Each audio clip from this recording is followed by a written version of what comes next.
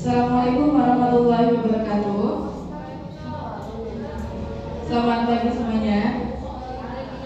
Kami dari kelompok 6 pada pertemuan kali ini akan membahas mengenai sumber belajar dan juga perpustakaan. Sebelumnya perkenalkan, nama saya Tiffany Denisa dan juga teman saya Nadia akan menjelaskan mengenai materi pada pertemuan kali ini. Langsung masuk ke dalam materi pertama, sumber belajar. Pengertian dari sumber belajar sendiri yaitu sumber baik berupa data, orang, dan wujud tertentu yang dapat digunakan oleh peserta didik dalam proses belajar mengajar, baik secara terpisah maupun secara terkombinasi, sehingga mempermudah peserta didik dalam mencapai tujuan belajar atau mencapai kompetensi tertentu. Next, ada beberapa pengertian menurut para ahli. Kami mengambil dua dari Yusuf Hadi Miyarso, mengatakan bahwa sumber belajar adalah segala sesuatu yang meliputi pesan, orang, bahan, alat, teknik, dan lingkungan, baik secara tersendiri maupun terkombinasikan dan memungkinkan untuk terjadinya proses belajar mengajar itu sendiri. Yang kedua, menurut Sujana Suratno 2008, pengertian dari sumber belajar yaitu bisa diartikan secara sempit maupun luas. Untuk secara sempitnya, sumber belajar diarahkan pada bahan-bahan cetak seperti buku. Sedangkan pengertian secara luasnya adalah daya yang bisa dimanfaatkan guna kepentingan proses belajar, baik secara langsung maupun tidak langsung. Dapat diambil kesimpulan bahwa sumber belajar adalah segala sesuatu yang berasal dari luar diri seseorang, baik berupa orang itu sendiri maupun benda, pengalaman, serta lingkungan yang dapat dipergunakan untuk memudahkan proses belajar mengajar dan kegiatan pengajaran secara efektif dan efisien dalam bentuk abstrak maupun konkret. Selanjutnya ada sumber-sumber belajar macam-macamnya. Kita klasifikasikan menjadi beberapa yang telah kami tampilkan. Yang pertama sebenarnya ada pesan. Pesan ini sebagai sumber belajar merupakan informasi yang akan disampaikan oleh komponen lain, bisa berbentuk ide, fakta, makna, dan juga data. Jadi kalau pesan itu informasi ya. Yang kedua ada manusia. Nah, manusia sendiri dimaksud dengan sumber belajar itu orangnya. Masyarakat adalah orang yang menyampaikan secara langsung dan menyajikan pesan-pesan pengajaran tanpa menggunakan alat sebagai perantara. Jadi benar-benar real dari manusia. Contohnya itu bisa guru, dosen, dan juga ada pembicara maupun narasumber. Selanjutnya ada bahan pengajaran. Bahan di sini yang berbentuk material. Sebagai sumber pengajaran adalah sesuatu yang memiliki pesan untuk tujuan pengajaran, baik disajikan menggunakan alat maupun tanpa alat. Bahan ini sering disebut sebagai media atau perangkat lunaknya, software. Contohnya buku, modul, transparansi, videotape, peta, chart, berita atau riwayat tokoh. Selanjutnya ada alat dan juga perlengkapan, tool and equipment. Dalam hal ini diartikan sebagai suatu perangkat yang digunakan untuk menyampaikan dan menampilkan pesan. Jadi tadi kan untuk bahan yang sebelumnya ada bahan pengajaran, dan untuk alat dan perlengkapan ini adalah bahan perantaranya. Bisa berupa proyektor, terus tape recorder, dan lain sebagainya. Untuk contohnya sendiri, simulasi, sistem pembelajaran, modul, diskusi, ceramah, dan juga tanya jawab. Next ada aktivitas. Dalam hal ini berupa teknik yang diartikan sebagai prosedur yang runtut atau acuan yang dikombinasikan dan dikoordinasikan dengan sumber belajar lain. Ini contohnya seperti yang dari alat dan perlengkapan tadi, ada simulasi, ada ceramah, diskusi, dan lain sebagainya. Yang terakhir ada lingkungan. Yang dimaksud lingkungan sebagai sumber belajar adalah tempat atau ruangan atau proses belajar mengajar. Dan juga untuk aktivitas sendiri ini dibagi menjadi dua.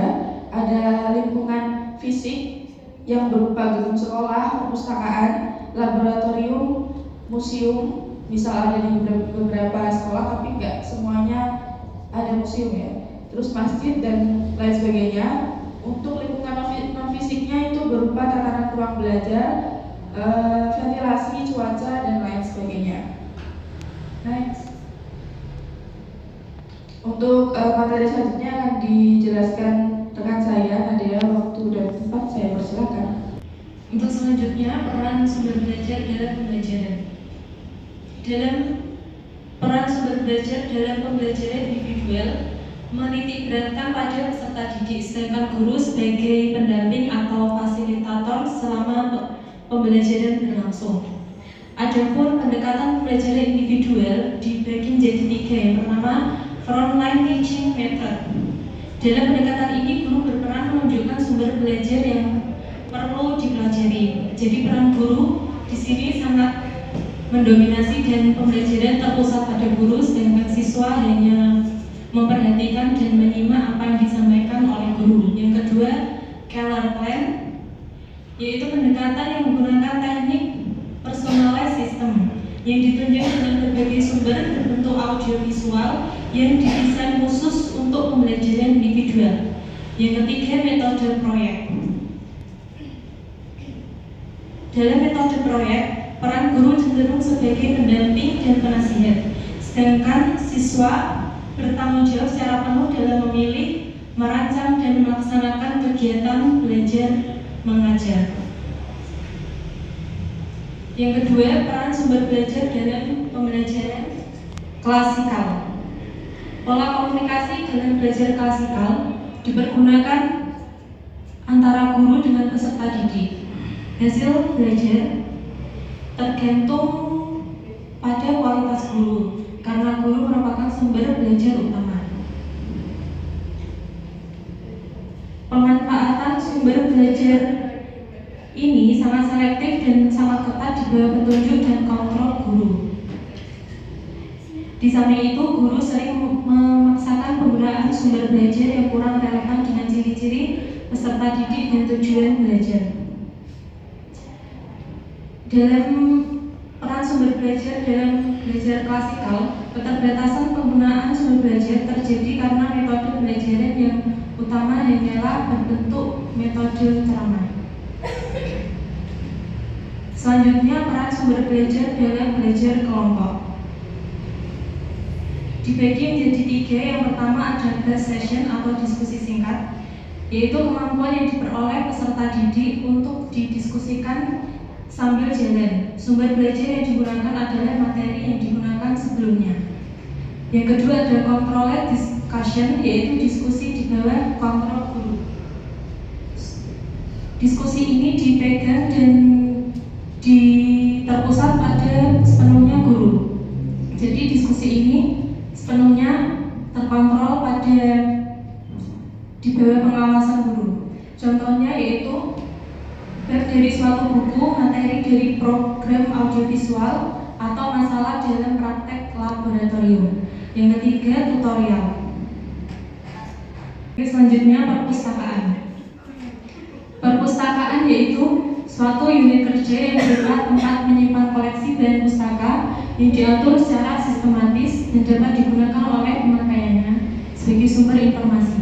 Aktivitas utama dari perpustakaan adalah menghimpun informasi dalam berbagai bentuk atau format untuk pelestarian bahan pustaka dan sumber informasi serta sumber ilmu pengetahuan lainnya. Adapun tujuan pendirian perpustakaan, yang pertama untuk menciptakan masyarakat terpelajar dan terdidik. Yang kedua, membiasakan masyarakat untuk selalu membaca. Yang ketiga, berbudaya tinggi serta mendorong terciptanya pendidikan sepanjang hayat, long life education. Dan yang terakhir, membantu masyarakat dalam segala umur dengan memberikan kesempatan dengan mendorong melalui jasa pelayanan perpustakaan.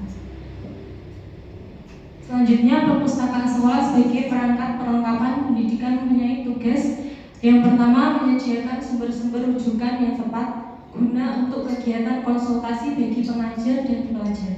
Kedua, mewujudkan suatu wadah pengetahuan dengan administrasi dan organisasi yang sesuai dengan sehingga memudahkan penggunanya. Yang terakhir, menyerap dan menghimpun informasi guna kegiatan belajar mengajar yang lebih efektif.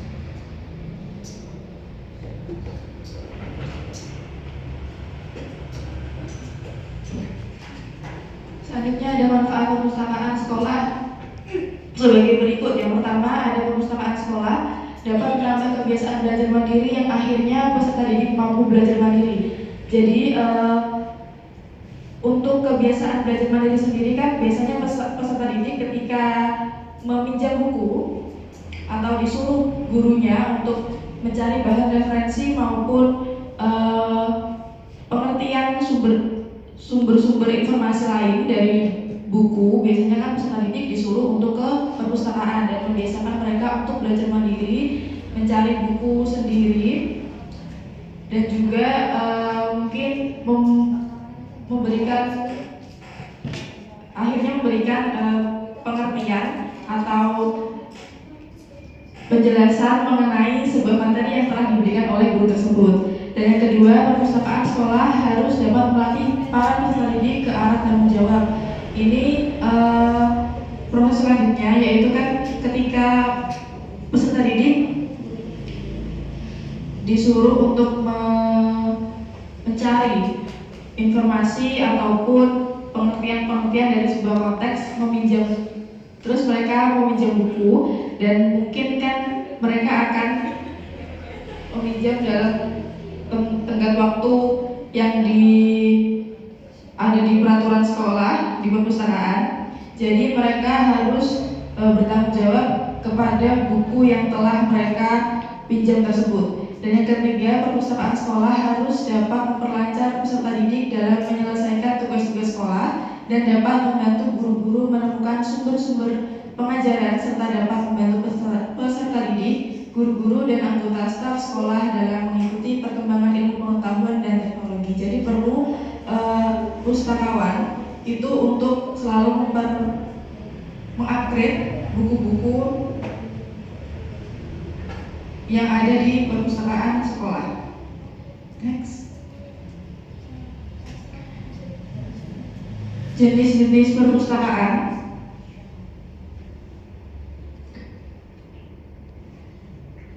Yang ada dan berkembang di Indonesia menurut penyelenggaraan dan tujuannya itu dibedakan menjadi ini, ada beberapa, yaitu sekitar 11 perpustakaan.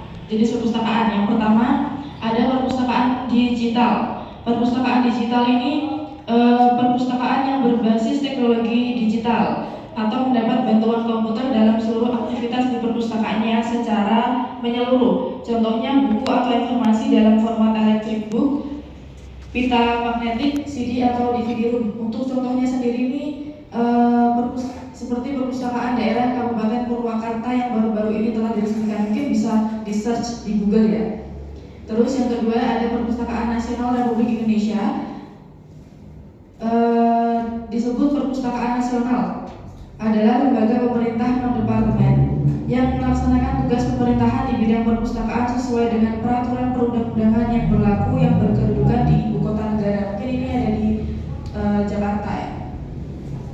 Selanjutnya ada Perpustakaan Provinsi, lembaga teknis daerah bidang perpustakaan yang diselenggarakan oleh pemerintah daerah provinsi yang mempunyai tugas pokok melaksanakan pengembangan perpustakaan di wilayah provinsi serta melaksanakan layanan perpustakaan kepada masyarakat. Perpustakaan provinsi kalau di Jawa Tengah mungkin berpusat di Semarang, kemungkinan besar.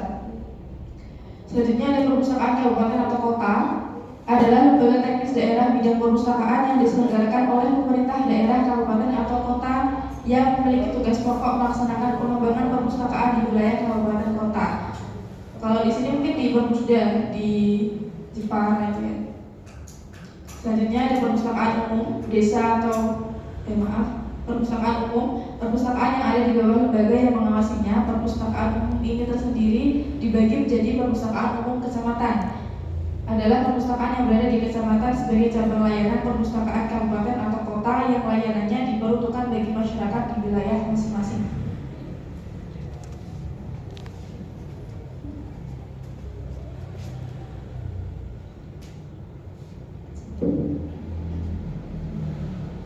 Selanjutnya, perpustakaan umum desa atau kelurahan.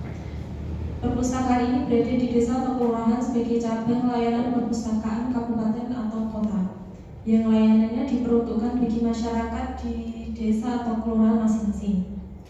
Selanjutnya, perpustakaan khusus. Perpustakaan ini diperuntukkan untuk koleksi tokoh terkenal. Contohnya seperti perpustakaan Bung Hatta.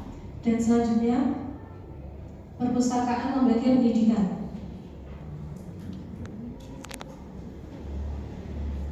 Perpustakaan ini berada di lingkungan lembaga pendidikan seperti pada jenjang sekolah dasar, menengah pertama, dan menengah atas. Untuk selanjutnya, perpustakaan lembaga keagamaan. Perpustakaan ini berada di lingkungan lembaga keagamaan atau pesantren.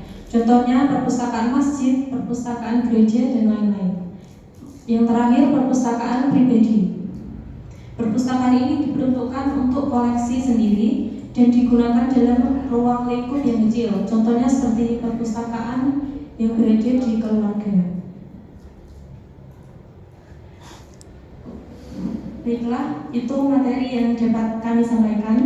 Untuk sesi selanjutnya itu tanya jawab. Kami membuka